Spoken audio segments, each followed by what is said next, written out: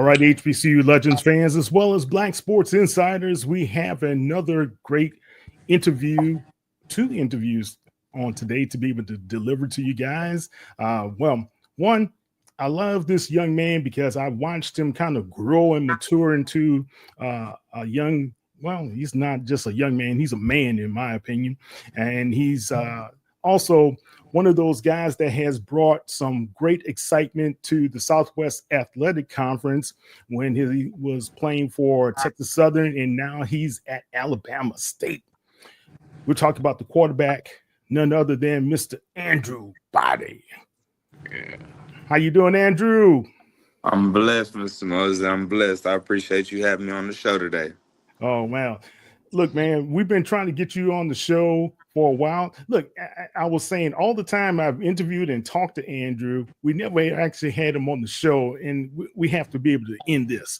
But we're doing it for a good cause, right? Yes, sir. Because you are, and I like what you're doing because I see a lot more young college stars are putting on youth camps, and this is your third youth camp Yes, that you're sir. putting on near your old hometown, old stomping grounds, right? Yes, So sir.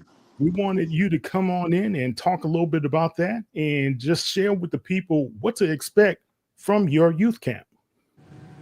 Well, first off, I gotta thank God for putting me in the position to have a camp and really just be able to put myself in front of the kids because I knew that I was literally in that same position not too long ago. So that's really the main thing. Because me coming up at my age, not too many guys really came back to the city, and truth be told, not too many guys really stayed in college. Like you have really a handful, and I know the older generation really was the guys that had guys that were able to go to the NFL and stuff like that. So I feel like it's just an awesome opportunity for the kids to come and just be able to see what they could be, because that's the thing that I'm finna do, man. I'm breaking a generational curse for my city, man. So that's the thing. Once I get to this league and I do what I got to do, it's just going to take my camp to another level. But what y'all can expect is the kids to just, first off, just be able to get a connection with me on and off the field, just because I even got some guys that I had added on some social media, and they'll hit me up every now and then, and they'll be like, hey, Drew, or AAB, like, is there something that you see like on this drop I'm doing or something like that? Like, is there something that you could point out to help me? And I feel like that's amazing because me being in the position I'm in, there ain't nothing else I would rather do than help the youth. Like, because my thing was me coming into college as a freshman, and during that COVID time, first, not only did I have to attend my university without a visit or even knowing what it looked like, but then I'm over there and I'm really behind the curve, truthfully, from a quarterback position, Oh, as far wow. as kind of Yeah. being like a little underdeveloped as far as like the film room and stuff like that. So, I mean, I feel like the earlier the kids start, like the better. So, just kind of putting that nugget in their head while they're in middle school, elementary, young high school, like, once y'all go to college, it's gonna be a different level, and I don't want y'all to be in the same position I was in. I'd rather y'all be a little bit ahead of the curve, or at least everybody's starting off at the same point, so then it's a fair race. True. Yeah, that's a Um, great point, man. A lot of young kids, like you say, once they get into some organized ball, it's not as organized as when you get to the next level and level and next level. But introducing them to it now is great for you to do. How many campers do you usually have there? I would say the first year I probably had about 50 to 75, and then this past year I probably about had 100 to 150. So Wow. honestly, it's really not even about the number, because if I had 10 kids come out there, man, I'm finna train the heck out them 10 kids for real. Like, so I'm just blessed that I have all that love and support coming from my city, and that they just truly believe in me. Yeah.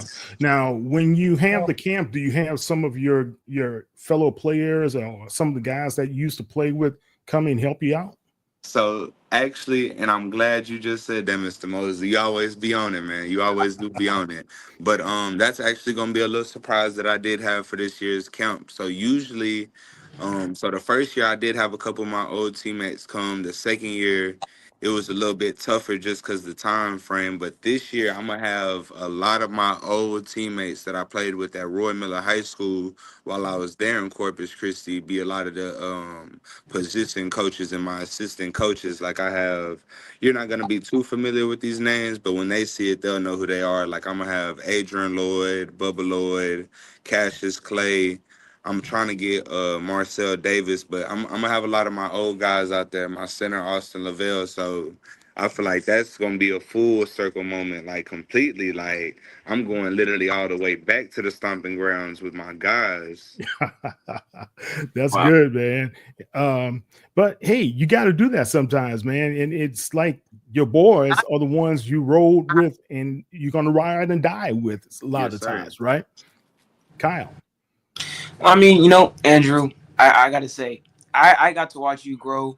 I was young too, but I'm able to watch you grow and mature and become like a real role model that a lot of these young men can follow. I think that's very important. So I just want to ask you a question. Going into this camp, with you being the role model that you have become, going into the NFL though, you want to continue this camp and grow it with the NFL's Play 60 grant?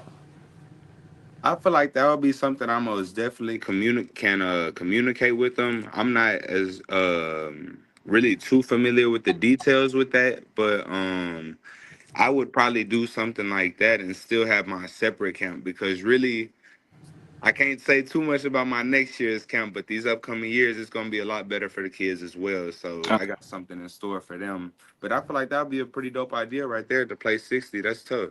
Yeah, for Yeah, sure. yeah, definitely. That was a good one. Let's see here, guys. Here's this camp, the third annual AB1. I love the logo, man. How I did you come up appreciate with you. that design, that And concept? so it's funny, man. I really have a slick art side to me. So I'm literally I want to say this was might have been my sophomore junior year of high school. Me and my mom, like we were just talking one day and she was like, you need to start getting like your brand stuff together. Like I'm like, should That's I do true. that? Like for real? Like you think so? She was like, yeah, like you need to get a logo and stuff. So literally I have an old picture. It was in one of my art journals. I just started sketching. And so I wrote an A and then I put a B on side. I'm like, hold on, that could be like a one right here between the A and the B. Yeah. And so sure enough, it really just ended up working out. And then I'm not sure if y'all were too familiar with my first drop. I'm currently rebranding my brand right now because I'm trying to find some new people to plug in.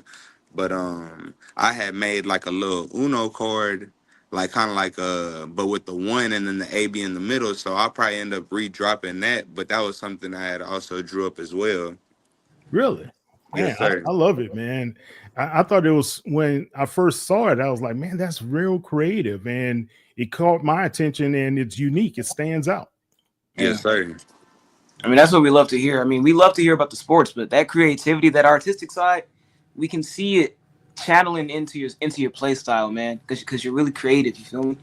I mean, you when you're outside of the box, it's insane. The work that you're doing back there is crazy. You running around, and I can't do it. So I'm gonna leave it to you I every time. appreciate it. I'm gonna handle it for us, Cal. I'm gonna handle it for us. Thank you, thank you. Well, good, good. Now, what days will the camp take place? So it'll be on the July 25th and 26th. So that'll be that Friday and Saturday, of the week of the 21st, I believe. So the first day, typically the way I try to do it, I'll have the younger guys come on the first day and try to have the older guys come on the second day.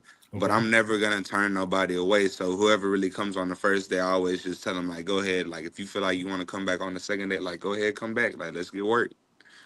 Cool, cool. Now, what are the ages? Do they have to be specific ages, or you taking everybody from middle school and high school?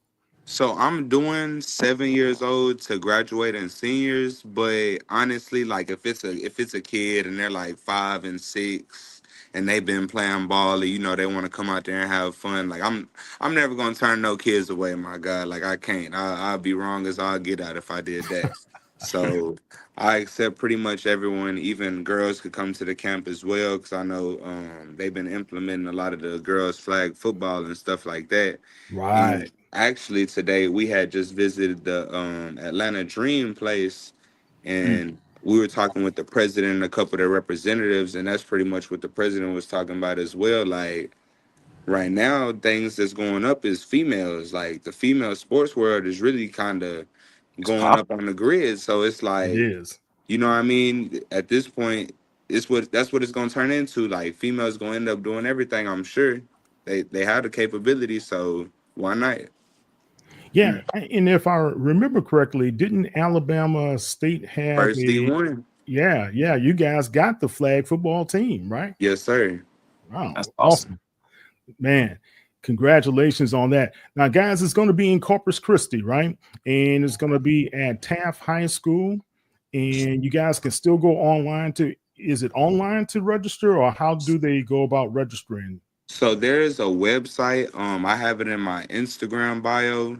I believe on the flyer I sent you, and I'm finna repost it probably this afternoon, just so it could be back up. There'll be a QR code on there as well that you can scan, and it'll just take you directly to the website. Okay, But I okay, was gonna say, as far as locations, the first day is gonna be in Taft, Texas, so it's just 30 minutes away from Corpus Christi. That's where I had really that's where I was raised at for like elementary up till eighth grade, and then the second day will be in Corpus Christi at John Paul. Okay. okay. All right, two different locations, man. Yes, So sir. you guys can grab him over at Taft, and then you guys can grab him in Corpus Christi as well.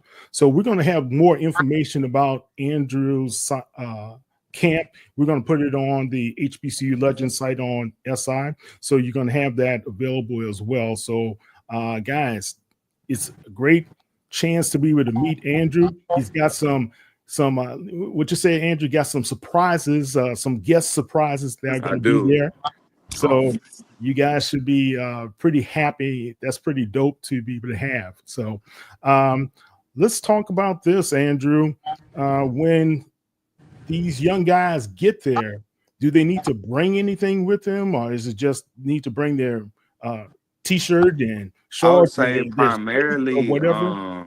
quarterbacks. If they could bring a ball, that would be amazing. If you're a quarterback, you probably shouldn't leave nowhere without a ball, especially go to a camp without a football. Um, always, well, you gotta have your cleats for the field, for the turf, for the grass, and really just come in some shirt and shorts, just so you ain't too hot. We'll have some waters and drinks available to purchase. I believe we should, and then we'll also have some waters there for the kids. But we would recommend to bring water as well because it's gonna be hot. I'm knowing it's gonna be hot. Right, right. And if you guys, any business owners out there, you want to help sponsor or donate anything for the camp, this is your opportunity to do so. Also, go to Andrew's site, his Instagram site. You can be able to find the links there, and we're going to also post the links a little bit later on HBCU Legends. Okay. Yes, sir. All right, cool. Well, let's talk about Alabama State a little bit. If That's you guys real. didn't know, Andrew's now a Noop. I am. Yes, hey, sir. Congratulations, man. I You went over. appreciate you. Oh, what's your line name? Hawkeye. Hawkeye. All right. I like that. All right. That's pretty good. So, look, man, you guys have a pretty treacherous road coming out of the gate when you have your first game against UAB. And Yes, then sir. you guys have to go to Southern and play in Munford Stadium on the road in Baton Rouge. Then you have Miles College, last year's D2 winner, to be able to come and visit you guys. And then the rematch, which I saw you guys in homecoming against FAMU, but you guys going down to Yes, Tallahassee sir. this time. And then you have a homecoming that's a little bit early this year for you guys because usually Alabama State's is in the middle of the month, but you guys played Bethune Cookman. Talk Yes, about just sir. those games as well as that Jackson State game. How do you guys feel preparing for it right now? Well, first, I gotta kind of correct you a little bit on the word treacherous. I guess it just depends who looking at it. But I'm very excited, man. Honestly, obviously, the first game we got UAB. That's going to be a solid team coming out. But I just feel like that's a great opportunity for my whole team, really, to put ourselves on display. They're in a bigger conference. They're FBS, so I don't expect nothing else but a Yeah, upset. yeah. So And that's what Trent Dilfer's team, if I'm yes, not sir. mistaken. Yes, Okay, sir. Coach Trent Dilfer, old Super Bowl winning quarterback, is now the coach over there at UAB. And then you're gonna face the Jaguars. Then we got Southern. I'm actually pretty excited about that game as well. Just going down to BR. We had went down there with TSU when I was there, but I didn't get an opportunity to play. So I feel like it's gonna be a great atmosphere. They most definitely know how to get the crowd going. So I know they're gonna be booing a lot. So it is what it is. Yeah, the SWAC West representatives from last season, and Yes, sir. Miles is a good one. But the matchup against Florida A&M in Tallahassee, have you been there before to play a game? So I have not been there, nor have I played against FAMU. So that's another game I'm looking forward to. We had played them in 23. I didn't participate in that game, and then we had played them this past season with State, and I wasn't able to participate as well. So they got something coming. Oh, okay.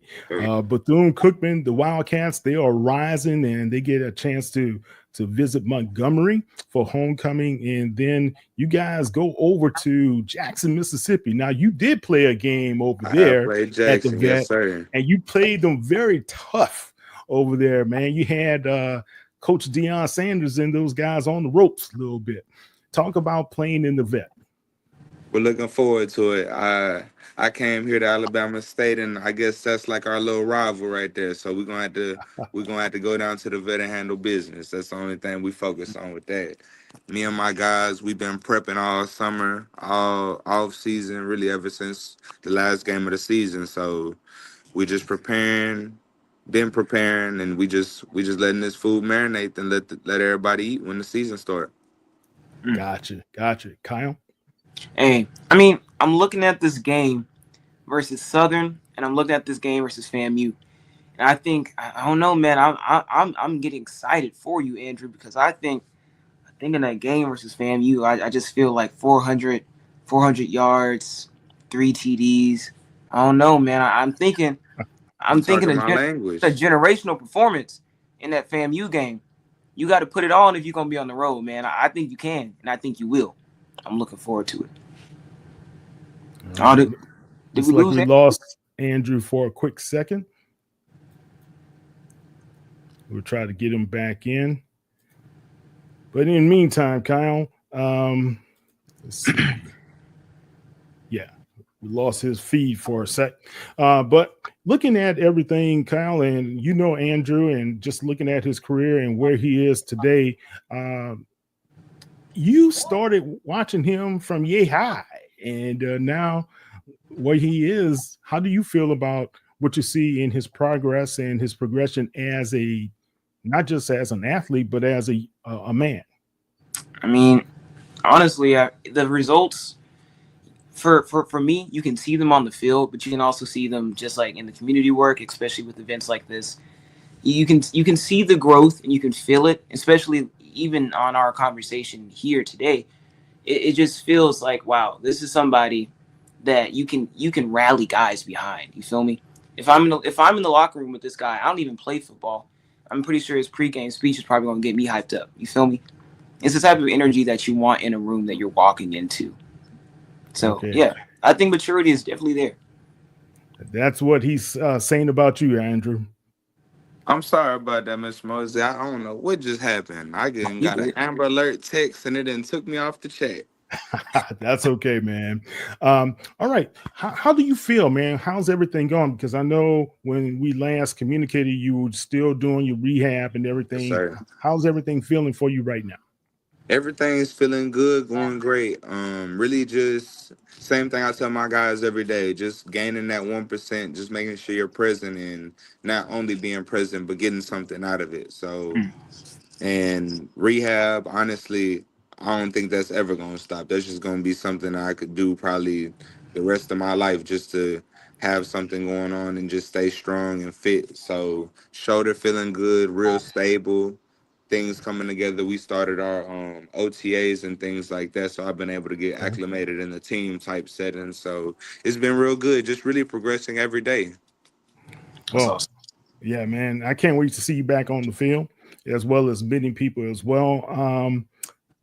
Talk about your relationship with Coach Robinson. When I was there for homecoming, man, yeah, he when I mentioned your name, he just starts smiling. He loves everything about Andrew Body. Talk about how you feel under him in year two. First off, Coach Eddie Robinson, that's my guy, man. That's my guy. From day one, he just always kept it real with me, was real transparent, and didn't tell me what I wanted to hear, but what I needed to hear. So I ain't got nothing but the utmost respect for that man and love for him because he gave me this opportunity to open the door for me. And then as far as being up under him for the second year, I mean, who else would you want to be under than a guy that was in the position that you're going to be in within the next couple years? Okay. All right. It looks like we lost him temporarily once again, but let's see. Is he coming back? Okay, we'll bring him back on, guys. But I do know from talking to Coach Rob personally, he thinks highly of Andrew, and a lot of people do as well. Miss Here We we Moses, got go. there. We go. Okay, can you hear us, Andrew? y'all can hear me? Yes. Mhm. I don't know why I can't hear you. All right, I'm gonna just keep going though. But who else would y'all rather play than the guy that's been in the position that you're finna be in, playing in the league 10 years and then doing it at a high level at that? I feel like that just the tempo and then having other coaches on the staff that's played in the league as well. Like you're surrounded with greatness. Mm. And you got guys that want to get better every day. And you got a coach that's gonna motivate you, sometimes over motivate you, and got you wanna go crazy, jump through a wall. Like literally, I still remember to this day we're playing North Carolina Central. I'm pretty sure you remember the game, Mr. Mosley. Yeah. So I had got out the game because I was tired. So I'm taking a knee right by him. He tell me, he tap on me, he was like, Buddy, what you doing? I'm like, I'm catching my breath, coach. What you mean? He was like, Man, ain't nobody work harder than you. Da da da da da. He didn't gave me a little speech right there. Literally, I go back in the game, go score that same play. So it's like when you got a coach around you like that, and then I got an offensive coordinator, Coach Chris Barnett. He's a great mind with the game. So you got coaches around you like that. You ain't got no choice but to be great. Literally. Yeah. And I don't expect nothing less. Like coach will ask me what do I need from him? Just hold me accountable. Hold me But to that's this great. standard and I'm gonna do the rest. That's great, man. Great. Well, I tell you what, Andrew, we can chop it up a little bit later, and I love everything about your game. You know, your family to me. So we wish you well. We wish you to have a healthy year, and we want to see you guys sting as many people as you can. You know, you Hornets like to sting people, Yes, sir. Yes, sir. but put it out there and just do well. And also, whatever you need from us at HBCU Legends, you know we're here to support you. Okay. Most definitely, Miss Mosley. I appreciate you. You have a blessed one. All Yes, sir. right. That's You- Mr. Andrew Body, and you'll see him on the field this year with Alabama State Hornets. We'll be back in a few minutes and we'll talk to Miss Kim Davis of Chalk Talk. All right. Thank you, Andrew. Take care. All right. Okay, Cal, any last thoughts on the interview with Andrew? You know what? I gotta say, piggybacking off of what I was saying earlier before Andrew popped back in. Nah, man. Even after we just spoke, something that stuck with me. He brought up accountability. That shows a high level of maturity. It takes a lot to talk about accountability as a younger person. So him bringing that up and saying that he's willing to take that accountability and keep moving forward, yeah, I like that. I like that a lot. We're going to see great things for him this season, I believe. Yeah, definitely. All right. This young lady that we're about to bring in at this time, you know, I love her to death. So she's a part of our Black Sports Insiders crew, but I'm so proud of her. I am. This is one of these personal interviews that I am proud of, Kyle, because she is now an author. If you guys didn't know this, Kim was the first Black female sports reporter on television in Houston, Texas. The first. She's good friends with Zena Garrison, Lori McNeil. She started her career at Texas A&M, and she was going to be a tennis star. Well, unfortunate accident, and had to pivot. And she is now here to talk about her life and what she says here. My love language is with sports. It's complicated. Well, let's see how complicated it is. How you doing, Kim? Oh, we can't hear. Okay, go ahead. I'm good. How are you? Oh, good to see you. It's the Kyles. It's the Mosleys. How you doing? I'm You know good. your boy had to I'm be always here. asking about you. Yeah, she does all the time. I know I'm on your mind, Miss Kim. I know. I'm like, okay, how is he? Thank you. Yeah, you're gonna have to talk to that boy. I'll tell you a little bit later, but but he's doing great. Kim, the book is outstanding. I haven't read everything yet, but I read a lot, and a book like this, your transparency, number one, about all the things that you've gone through, and I love the affirmations that you have at the end of the chapters as well as Thank positive you. Yeah. reflections, and we'll go over a few of those, but just talk about the inspiration for the book. So, first of all, I'm glad you are enjoying it, and you know, the inspiration was really my mom. She and Zena. They've always. I'm a storyteller, and so for years they've been saying, "You got to write. You should be writing stories. You should be writing books." I mean, like for decades. And I've had people throughout my career along the journey ask me about, like, you should write a book. I just would like to know about your story and your journey. And so I didn't for the longest. A little bit of humility, but also I had to figure a way that it could be a book about something other than just, hey, look at me, here's my life. And nothing wrong with people who tell their stories, but for me, the way I'm wired, and I really am a journalist, the stories usually aren't about us. So I had to find a way that I could tell the stories, tell some stories, because of course I couldn't tell all of them because then people wouldn't read it. It'd be too much. Um, but to tell stories about the journey that were, one, as you said, transparent and authentic, but they didn't sound like I was complaining. I chose this path. I knew it would be challenging. And, that was on me. It was something that I wanted to do. So when I finally found a way to say, okay, if I can tell the story this way, give people lessons from the field. So you don't have to be a journalist, or you don't have to be in sports. The way that I sum it up, Kyle, is I say, if somebody is going to having to navigate a space that wasn't designed for them, then this book, I think, can help you. So that was why I wrote it, and how I was able to finally be okay writing a book about myself. And now I can go on and write some other stories. Awesome. Kyle. I wanted to ask you a question. So you spoke about how this book it can be like a guide for people who are working in spaces that are not built for them, or built to help them succeed specifically. So I know for one, I'm looking forward to reading your book, because I know there are a lot of spaces that of course aren't engineered for people of color like ourselves. So I want to say I'm thankful that you've written this, because I know tons of Black women in the professional field that is not catering to them in the proper way that respects them. So I'm definitely going to recommend this book to a few of my friends, because if that's what you're talking about, then it needs to be heard. Thank you. Thank you for that. Yeah, definitely. Kim, you're like a trailblazer and a pioneer in so many ways. Could you just touch on like some of the early things, how you persevered through and have been so resilient? So, once I decided, so when I first went to college, my major was petroleum engineering, right? Because I was a really good student and really good in math and science, and that's what you should be, and you're gonna make a bunch of money. Yeah. So I had lots of offers, academically as well. And I went to Texas A&M, and I was going to be a petroleum engineer.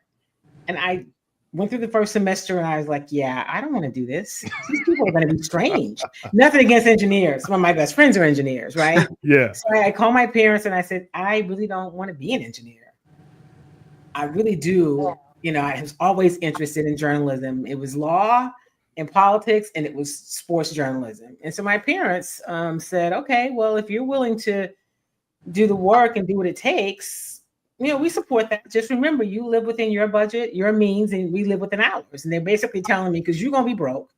And so you're not going to be able to still have all the things that you like. But anyway, so I knew that's what I wanted to do. And so I set out to learn as much as I could, really long internships. I wanted to know how a product went from conception to air, so I could understand it and know that this is really what I did want to do.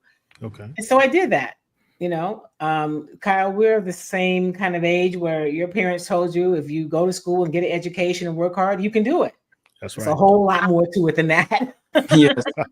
But I worked with that in mind. I always wanted to be prepared and qualified and do all the things I could to give myself the best shot to be successful. And so early on, I didn't really think about it. Here are the logistics. I wanted to work in television. I was going to have to go to a smaller market. I grew up in Houston. I worked at the station in Bryan, College Station, when I was in college. But when I came back, I graduated. I needed to go to a smaller market. Well, most small markets have 2 people in their sports department. And the chances of that news director making one of those 2 people me was really slim to none. Right. Because it was different. I wasn't what they were used to. And it wasn't a conspiracy. It just wasn't what was happening back then. So I went to print because I thought if I write for newspapers, it's going to give me credibility as a journalist. And I think it did that.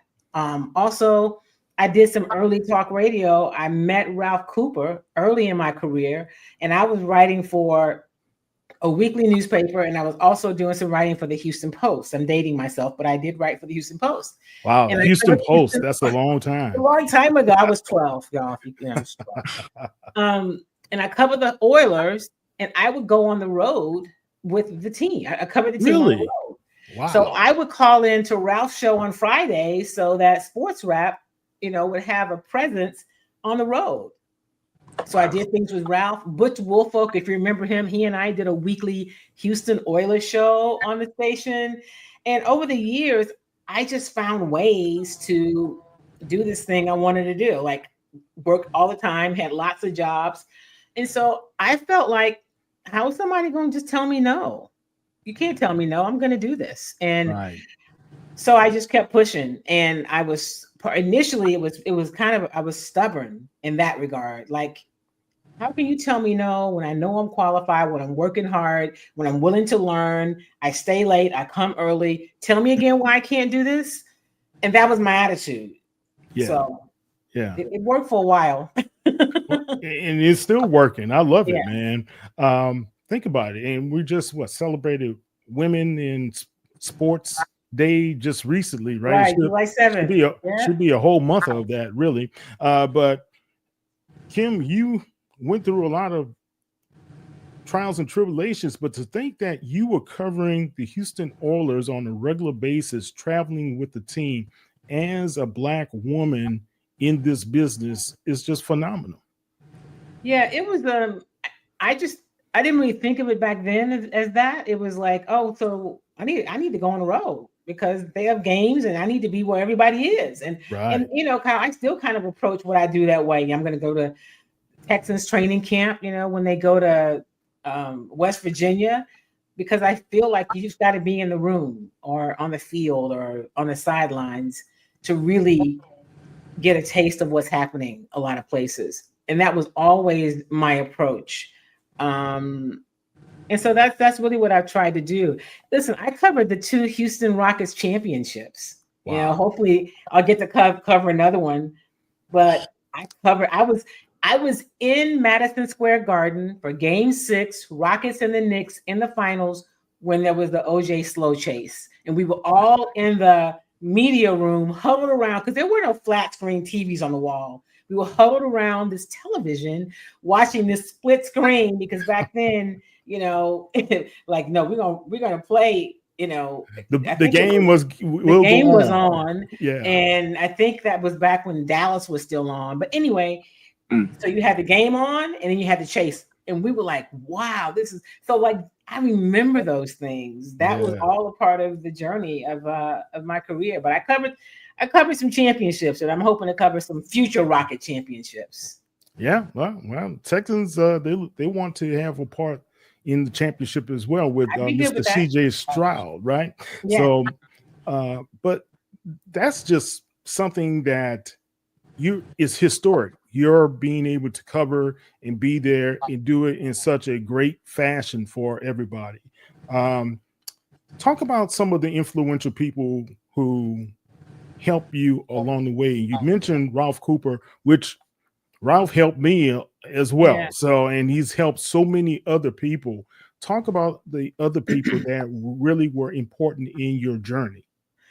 So, I got a chance to do some work with BET Sports back when BET Sports was when BET was really a news network, right? Okay. And we had the show called the Budweiser Sports Report. It preceded sports reporters on ESPN. So they would fly me up from Houston for that show, and I worked with Mike Wilbon and Bill Really? Roden and Thomas George and Brian Wow. Burwell, who's deceased now, and just a number of what I call giants in the business. And that's how I got to have relationships with those guys, and I learned a lot from them. And so I learned from them. I was super excited and fortunate to be able to be in the room with them. But Kyle, back then when we would go to NABJ, it was very different. Or if we would cover a Final Four, we would always get together, the group of us, not just us, but Black sports reporters and producers and production people, and have kind of our little own kind of informal powwows. And sometimes, I remember sitting in a room with George Ravlin and John Chaney and just talking about history and stuff they dealt with. And of course, Arthur Ashe, who I knew because I played tennis and he used to come to Houston. But those were the people that we got a chance to spend time with. And they didn't show up as celebrities or stars. We were all in this thing like learning from each other. And so I got a chance to soak up a lot of that knowledge. And I knew it was cool then, but later, especially when I reflect on it now, how incredible that was. That Being able was. to sit at the feet of some of those people. And for somebody now, like a Bill Roden or a Mike Wilbon, to call me a friend and a colleague, because I think they're giants in the industry. So I had a chance to learn from some of them. And I don't know if you remember Max Edison, if you knew Max at all. Max used to write for The Defender. But Max and I hosted a show called Sports Timeout. It was a live daily sports talk show, 2 hours. And for 2 hours. Wow. For 2 hours, Monday through Friday, from 4 to 5, 4 to 6.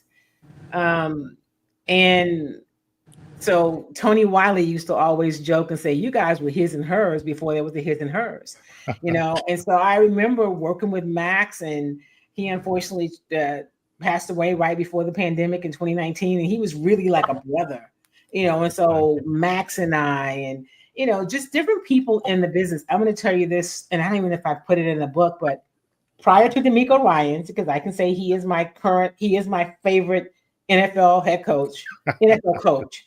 But prior to him, my favorite coach in the NFL was Buddy Ryan, because I got a chance to work with Buddy Ryan when he was a defensive coordinator for the Oilers. And back then, we sit around at the practice and we talk about sports, and we talk about a lot of things because there was no social media. It wasn't going anywhere. And you just get to learn from these people who knew so much. Buddy Ryan used to send me Christmas cards every year.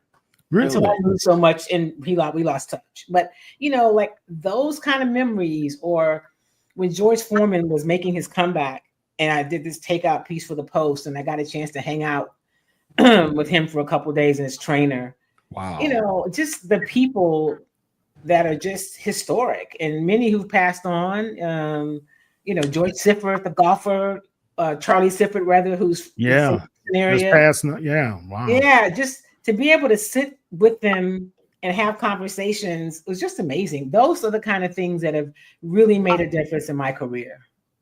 Guys, we are here with Kim Davis, author, but sports reporter, journalist / everything. Uh, she's tremendous. She does her job very, very well. And Kim, I did not know you had the sports report, like you said, for 2 hours long. I'm like, where was I?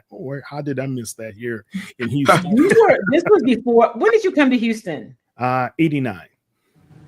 Okay, so you would have been here. Yeah, but I was working 90s. A lot. So. Oh yeah, yeah. So yeah, as a recruiter, so I did miss a lot of TV. Trust me. But Kyle, just listening to Kim, what are your thoughts? How do you feel? The more as I was listening, and as you spoke, and I'm hearing these stories and I'm hearing these names, and I'm like, the one, of course, that rings true with me is Ralph Cooper, because we all know and love Ralph. Yeah. We love him to death. and he's put each one of us on in some way, shape, or form. And as you're telling your stories, and you're talking about how when the Oilers were on the road, you went to every game.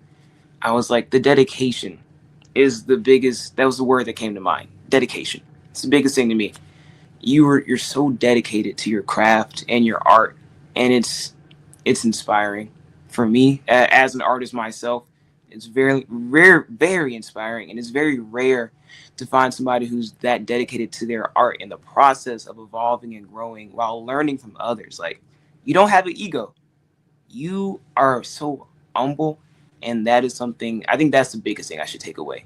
The ability to be that humble with strong gift inside of you. Like, that's insane. Thank that's you. So, like, yeah. But truly, thank you more than anything for talking to me at that Rice game. I think that was the first time we met. That's the first time we met. It was freezing in there too. Cold. Oh, yeah, it was a marg. It was a marg in there. It was freezing. TSU was not their finest hour. No, but the band was fantastic. Were they not? The band sounded great that day. Coach Dishman, that's the one takeaway, right, Kyle? He was very excited. He said the band sounded great. I don't know about team, but the band was fantastic. Yeah, Coach Dishman said that. Right? He said that. He said, "Hey, listen, the band outstanding." Us, funny game, not so much. Oh man. Well, let's look at a couple of things here. I wanted to just bring this up. Let's see if I can add that. Okay. Now, this is one that caught my eye. One of the things in your book, you say, understanding the language of sports, finding your voice, and showing up even when the odds aren't in your favor. Talk about that. So I think the sports is so much more than just what we see on a field or a court, right? I think it is, it gives us so many tools and, discipline, commitment, knowing how to fight the right way, all of those things you get from it.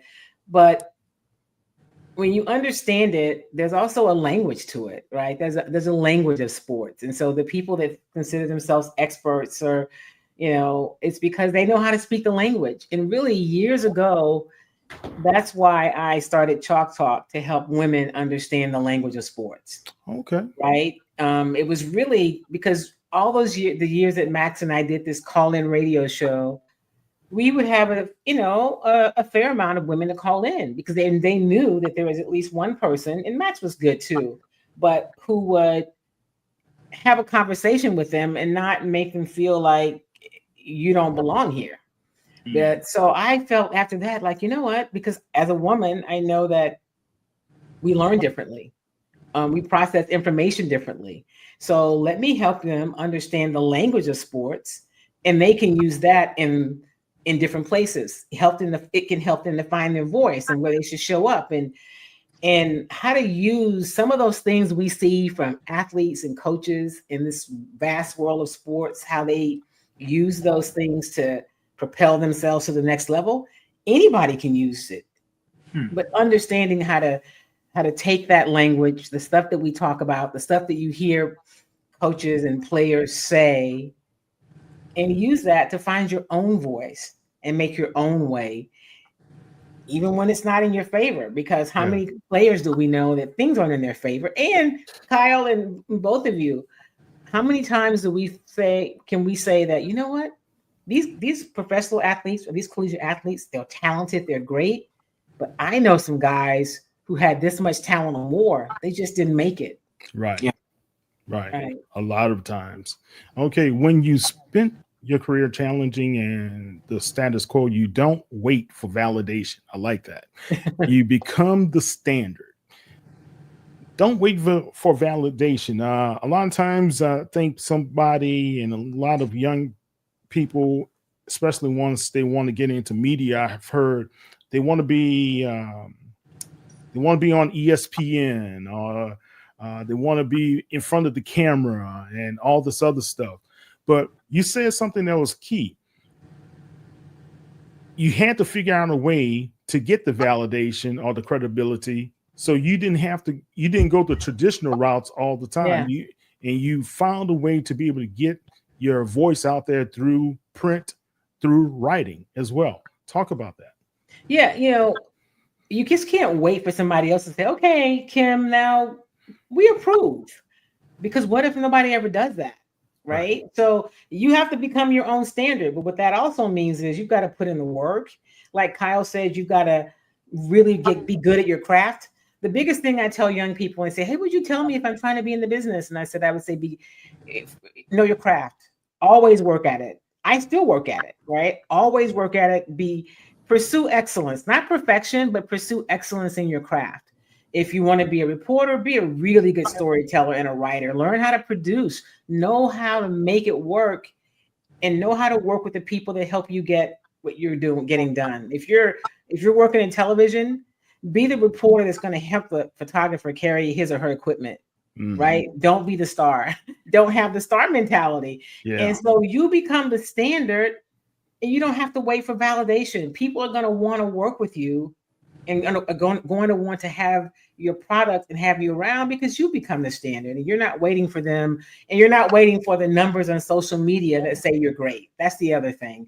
I didn't have social media in my career earlier, but I run into that now, and people want to put you in a box that you're not quite worthy enough because you don't have enough followers. Yeah, it's so funny you said that. There was an athlete that HBCU reporters covered diligently for the past 3 years.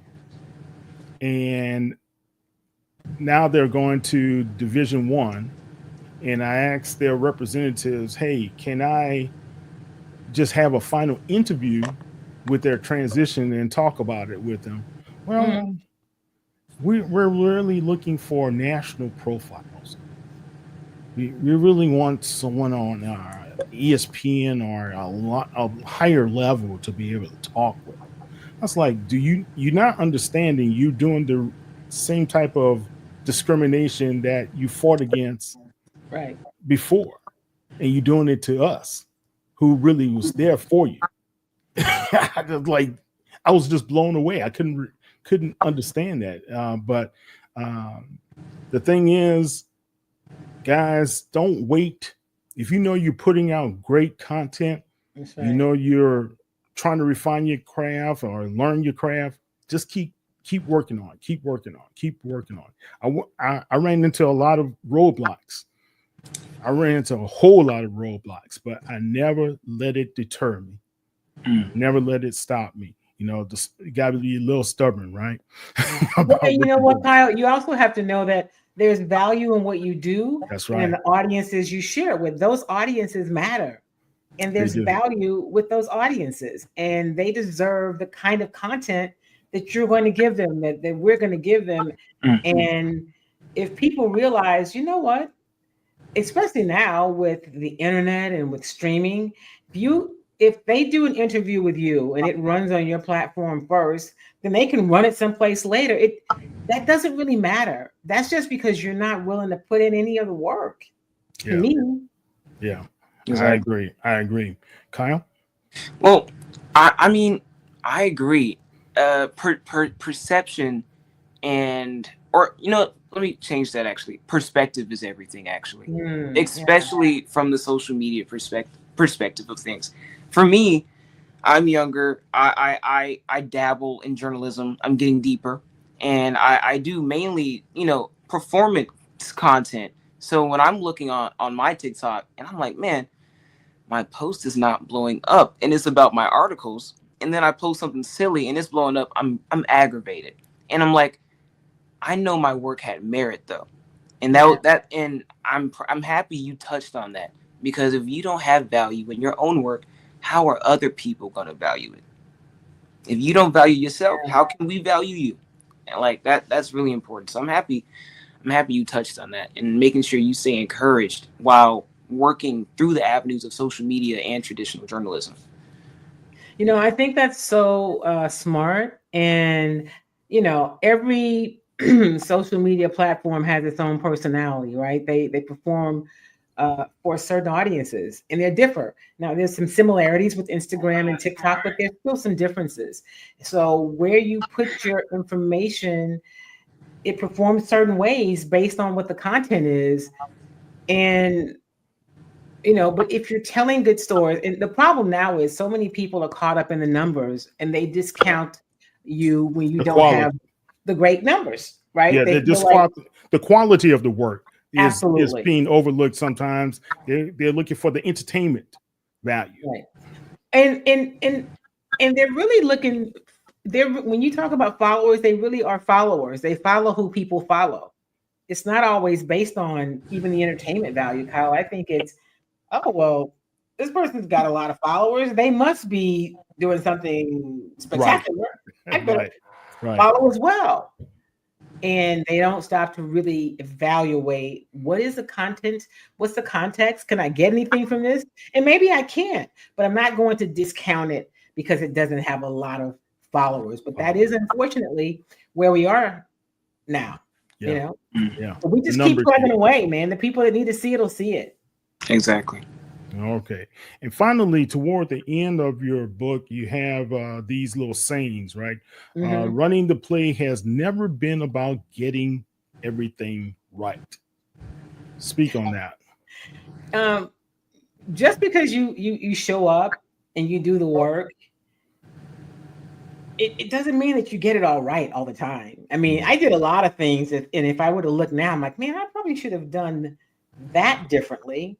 But it's okay. But it's about you gotta run the play. It's like when they're on the field and the offensive coordinator has sent in a play and CJ Stroud is standing there under center, and then he's got to call an audible. He just gotta run the play. He can't wait too long trying to get it right because, well, a few things happen. You get sacked, you turn the ball over. I mean, a lot of bad things happen when you kind of wait, right? So you've got to just go through with the play and know that what you see matters. Your voice matters. Your vision matters, and run the play. It won't be the last play. It may not be the greatest play. It could be, but there'll be other plays. But you got to Right. just run it. Right. Right. Your vision matters, your voice matters, and this moment, it's yours. I was like, okay, I'm starting to, I felt it, and I understand where you're coming from. But when you say you're already started, a lot of you guys out there have already started your journey, Yeah. and I think you, in this part of life, sometimes you just don't know if this is the right thing you're doing, or you get hit left and right and you go through some ups and downs, but that's the ebbs and flows of life as well. If you feel passionately, if you think you have the voice and you have the talent, just keep going through, because sometimes when you go through the storm, it's better to be able to say, hey guys, I went through this storm. I'm a testimony, and you can be able to go through it too. Just Yeah. like Kim. Think what all the things you've gone through, Kim, and where you are Yeah. today. You're such an inspiration to so many people. Yeah. Well, I appreciate that. I try to just do the work and to enjoy it. I mean, if I didn't enjoy it, if I didn't think my voice mattered, that's the other thing. Our voices all matter. Our perspectives matter. And we need to be in the room. Yeah, And because other people need to hear these different stories from these different perspectives and with these different voices. And I feel really strongly about that. And so if this is something that you like, and whether this is if your thing is media, or maybe your thing is you're in the tech space and they're not super friendly to black women for sure, not even black men, but you like, this is my space. Well, run your play and find your space and make it work. Don't let somebody tell you what you can or can't do. Just find your way. definitely. All right. Any last thoughts, Kai? I'm sorry, Any you cut last, out. any last thoughts? Well, Miss Kim, I want to say thank you again for coming on Aw. the show and gracing us with your presence. Let me shower you with compliments one more time. But I really want to say, I didn't speak about this earlier, but when we first got on, you talked about how it was hard. The work is hard, but you kept doing it. Too often, our young people, when it gets hard, we like to quit. Social media has shown us that quitting is too easy. So I'm thankful that you are making sure to get the message out there to keep working hard. Iron sharpens iron. If you're not around the right people, what are you doing? So thank you, and I'm trying to be around you. So I Aw, you're gonna make me cry. Thank you. I you, appreciate you that. can't cry on the show. You got to do it when we get That's off, right. There's no crying in baseball or in whatever this is, right? whatever this is, whatever's going on. Interesting. Guys, if you don't see Kim, if you're here in the Houston area, you can see her a lot of times on, is it KHOU? So KHOU Sports Extra, and occasionally on Sports Sunday on KPRC. Mostly on Sports Extra, and then sometimes on Fox in the mornings With um, Nate Griffin. with Nate. And I've got to catch up with Isaiah soon, so he won't start saying I'm acting funny. When I don't go for a Yeah, while, you acting funny. So yeah. Isaiah, I think his producer said, Mr. Mosley, you haven't been on in a long time. I'm yeah. like, oh, yeah, I haven't. But I tell you, those are great names. Nate Griffin, Isaiah Carey, guys. Get to know who those young Yeah. men are. They mean a lot to us because they help with the whole process. And I think we all help one another out. Cooper, Ralph Cooper, 56 years now in broadcasting. Think about that, 56 years. And I think Cooper is one of the 6 or 7 men, black males, who have their own radio show in this country. And he's Wow. been doing Yeah. it for And that's such a the thing. long There's time. not a lot. There's not a lot of spaces.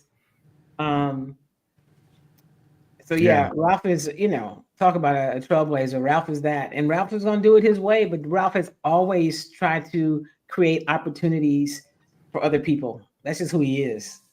Yeah. Yeah, definitely. And I can always tell people I appreciate the first time I met him at one of the Texas Southern games, and we just hit it off, and he took me on his wing ever since. And I appreciate him just giving me the opportunity to have a voice out there, to be able to share my different perspectives on sports as well. All right, Kim, tell everybody how they can follow you on the World Wide Web. So you can follow me on, let's see, if you're on Facebook or Instagram, it's Kim Y Davis Media. There's also just Kim Davis on Facebook.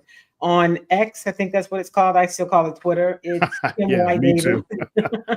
And on LinkedIn, I'm Kim Davis. Or is it Kim Y. Davis? Maybe Kim Y. And the reason that I use Kim Y. Davis a lot of places is because Kim Davis is a really common name, even though I'm not common, my name is. So I use my middle initial. So you can find me most places at Kim Y. Davis or Kim Y. Davis Media. Yeah, I think Kyle, he likes to just say Kyle Anthony. You know, Yeah, that's his I just go call. by, that's my moniker, I guess. You know, that's I what like that, by. Kyle Anthony. It's Yeah. got a little flow to it. You Got a feel little me? ring to it. I like that. I like that. Oh With my the Who God. Dat Sports podcast. Yeah, You I like it. guys, man. I tell you what, if you guys don't know, Kim is with us during the fall when we have the Black Sports Insiders. She's going to be still with us whenever we can catch her because she also reports on the Rockets around that time as well. But So, starting early though, they won't be in season. So definitely starting off early. okay, You know. cool. And So this we'll year with have having Kevin Durant, you know, I'll be there, but I'm gonna make time for my, you know, my BSI people. all right, cool. We need you. And guys, go get a book. Kim, how can they get the book? So you can get it on Amazon. I've had some people say, "Yeah, I don't really do Amazon." Well, you can reach me on my website. I've got to find a way to put it there, but I also have books. And listen, if you want to have like an event, a book signing event, or if you've got a group of people and you want me to come out and we can talk about the book, you know, invite me out. Let's do it. You can get the book that way. So Amazon is one way, or you know, I found that the in-person events are kind of cool. Now the one you came to, Kyle, it was a launch. I didn't really get to do the talk about the book and take questions. I was so overwhelmed with just the fact that so many people showed up. It was amazing. I'm still really, really grateful. But I do want to do some other signing events where I can have conversations like this with people. So if you want to do that, you can hit me up on my website or Kim at KimYDavis.com. Super easy to find. And let's do something fun. Definitely. And if you guys need some help, if you're a coach or if you're a young media professional, or if you're just aspiring to get into media, Kim listens and she also coaches, and it's a consultancy. So help her out there, guys. It's not just everything's for free. So hit her up. But I And she will does have a an great initial job. conversation with people. Like, you know, if you just want to talk, hit me up, right? And let's maybe there's something you just want to know, and I can spend a few minutes doing that. I do that with people from all around the country, and I'm happy to do that as well. Great. Now, I did want to go back to the BET.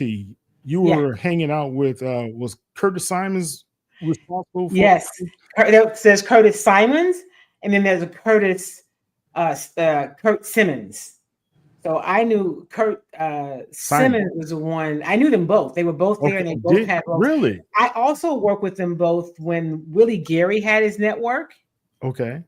It was MBC Sports. And we used to do. This was after, you know, BET kind of went off the reservation, and they had a lot of the black college games, and you know, do you have a cool pair of glasses on the back cover of your book as a souvenir? Well, you know, Sam is a good friend of mine, one of my church friends. No, she just has writing on the back of the book, Sam. Yeah, it's just writing. I don't have any glasses. I missed that, but I maybe on the second edition I'll put some glasses on the back of the book. So what I'm hearing is the second edition is confirmed. We're breaking news. We just heard this right live. here. No, I did say that. Maybe I meant the next book or something, but I am writing another book, so there will be that. But I'm also launching a T-shirt line, and they're going to have glasses on it. So okay, there'll be glasses on the T-shirts. That's what we'll do.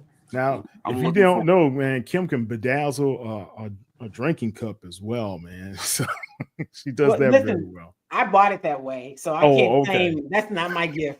Yeah, you know, my gift is telling stories, and my gift is cooking. My gift is not that kind of artistry, but I can find it. Excellent. All right, Kyle, tell everybody how they can find you on social media, man. Oh, well, I was about to tell them how they could find me in person. You know, hey, I'm gonna drop that. I'm kidding. I won't drop my address. Go ahead. No. My mom will be very upset. Y'all, I can't do that. All right. All right. So if you want to locate me on Instagram, you can find me at Kyle Anthony Mosley.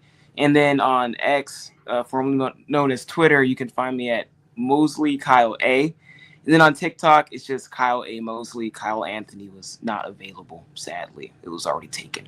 So, yeah. But you can find me on all of those platforms with those usernames. Yeah, Kyle's a great photographer, videographer as well, and he is great at writing. He surprises his father all the time when he comes up with some new uh, culture specific type of articles for HBCU Legends, but he also does some sports writing as well. So good work, son. Hey, thank you, Captain. All right, Kim, thank you always, and continued success. I love the book. Can't wait to finish. But also let us know anything else we can be able to do to help you guys out. Guys, go get the book. I'm I telling you. appreciate you guys. Thank you for having me. I love get the it. book. Y'all my You will- favorites. Yeah, Gotta you see, would gotta not get together to see you soon, both of you. would not be disappointed. This is a great book.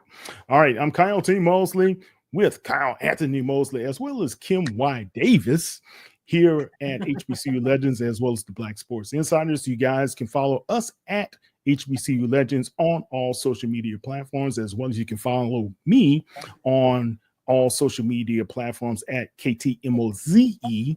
And hey, let's have a great one. We're going to have some good conversations coming up this weekend as well. Hopefully, we'll have some surprises for you. So, have a great weekend. Be safe and stay out of trouble, guys. Take care. All right, peace.